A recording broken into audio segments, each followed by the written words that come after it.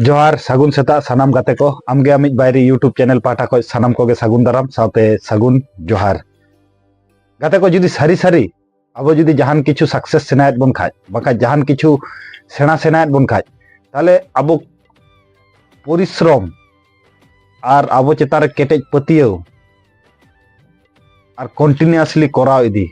नोआ पिया रास्ता तेगे किंतु गाते को अब सक्सेस बन नाम दाड़िया आयमा गोटांग पटुआ गिद्रा से आयमा गोटांग अनसक्सेसफुल हॉर नोआ पिया जिनिस बाको कराव दाड़िया खातिर आकोआ जीवन रे कोनो दिन सक्सेस बाको नाम दाड़िया उनकाना गे तेहेन दो मोड़े गोटांग कामी लैया बोना जहां दो ओना मोड़े गोटांग कामी जुदी आबो बन करावा से आबो जीवन रे जुदी बन एप्लाया से जीवन रे जुदी आबो बन माने बन ओना बन ग्रहणा से ओना रास्ता ते जुदी बन ताड़ामा ताले अब सक्सेस तो पूरा हुयुग गे ताबोना कहते को नोआ दुनिया धरती रे जहां गे बदल से बदला पे अगू का उनी तो किंतु गाते को लड़ाई कते गे अगू का जहां गे सफल व्यक्ति बन नेल कोमा उनको जीवन कहानी बन पढ़ामा उनको तो किंतु अडिगान स्ट्रगल से अडिगान कष्ट ताला कते गे को स्टैंड अप करना क्लियर कट मिटन कथा बन बुझाव दाड़िया मा विदाउट परिश्रम विदाउट डेडिकेशन विदाउट जहां जिनिस रे टाइम एम छाड़ा सक्सेस दो बांग हिजुआ एबार जहां पटुआ गिद्रा को नोआ काउंटर खातिर नोआ कथा बोन लई दाड़ा जे अडिगान होड़ बांग परिश्रम करते के सक्सेस को जाम का ओना दो लाख बाय चांस गाते को नोआ दुनिया धरती रे झतो रे गे एक्सेप्शनल मेना ओना दो खूब रेयर मिटंग बारिया क्षेत्र एक्सेप्शनल हुई दाड़िया मेखा परमानेंटली भावे जुदी आबो जहां जिनिस अचीव से सक्सेस सेनायत बन खाज ताले नोआ मोड़े गोटांग जहां पॉइंट मेना नोआ मोड़े गोटांग पॉइंट तेगे चलाव हुई तबना गाते को प्रथम दो हुयुक कना एक नंबर पॉइंट तो जहां लिया गाते को चैलेंज हताव रिया मानसिकता से प्रस्तुति अब मने भीतर रे अगु हुयुक तबना जहां जिनिस गे मिटंग चैलेंज आकारते नेल हुयुक तबना जे नोआ जिनिस चिदा बइन दाड़िया कना चिदा बइन दाड़िया अवश्य दाड़िया कराव दाड़िया नो नोआ को कथा बात्रा निजे निजेते रपड़ कते तो ओना मने भीतर रे आबो अगु हुयुक ताबना और द्वितीय नंबर दो हुयुक कना आम चेतान रे केटेज पतियो नोआ दोहो हुयुक तमा और कंटिन्यूअसली आमा अध्ययन माने जहां जिनिस सेना इदी हुयुक तमा जुदी आम बाम अध्ययना आम चेतान आमा केटेज पतियो दाड़े जुदी बांग ताहेन तमा ताहले आम दो सक्सेस तो बाम न्यामा एकदम हुडिंग कथा किंतु आबो आयमा होर नोआ गे बाबन बुझेव न्यामा आम चेतान रे केटेज पतियो दोहो हुयुक तमा अध्ययन इदी हुयुक तमा आर बांखाय सक्सेस तो बाबन न्यामा 3 नंबर हुयुक कना नावा किछु जहाना गे नावा किछु सेना हुयुक ताबोना कारण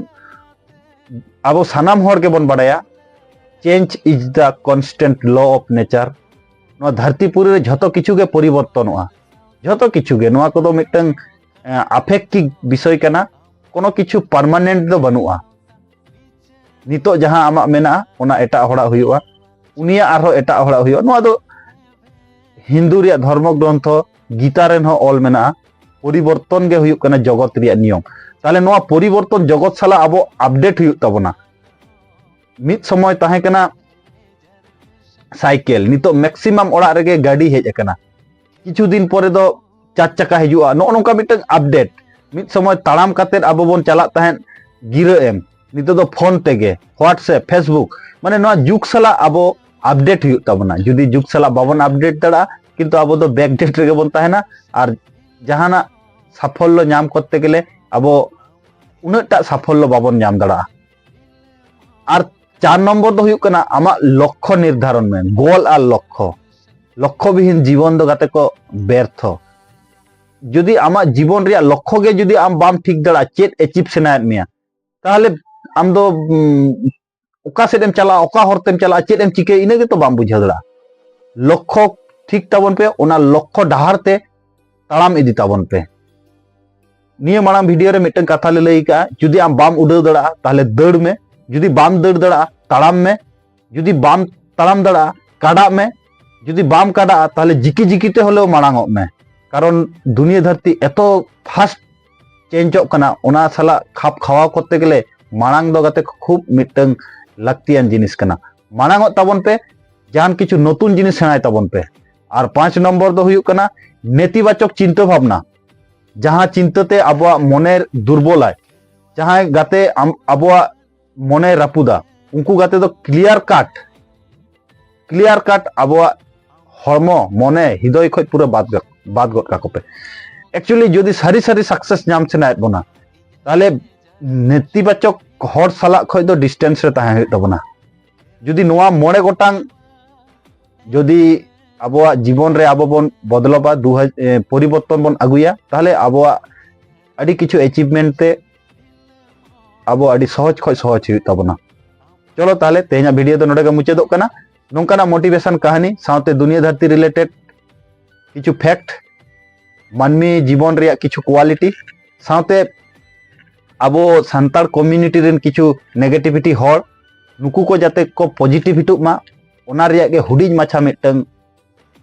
कामी होरा आमगे आमिज बायरी यूट्यूब चैनल जहां को नोआ यूट्यूब चैनल पे प्रथम पे नेलेआ नोआ यूट्यूब चैनल सब्सक्राइब का तबन पे और जहां मांग पे सब्सक्राइब का उनको दो नोआ चैनल लाइक कमेंट शेयर तालाते आले गड़ो एमाले पे तो नापामाबो नवा वीडियो रे नवा कहानी से नवा मोटिवेशन से नवा स्पीच आगू काते मा एनखान सानाम कोगे आर मिदा जोहारम काते तेना वीडियो दो नोडे के मुचेदो कना दुनिया धरती रिन सानाम मानमी खुशी रस्कते को ताहेन मा साथे आबो हो खुशी बन ताहेन मा और एटा होड़ा खुशी रे आबो हो कटिज बन खुशी मा और एटा होड़ साहाज्य रिया मानसिकता आबो हड़मो रे बन अगुई मा और नोआ मानसिकता जुदी आबो बन अगुया ताहले मारांग बुरु जाहेर आयो मोने को तुरुई को नुकु होको खुशिया और नुकु को खुशी लेनखान नोआ दुनिया धरती सुख शांति ते ताहेना मा एनखान सानाम कोगे आर मिद धाव जोहार।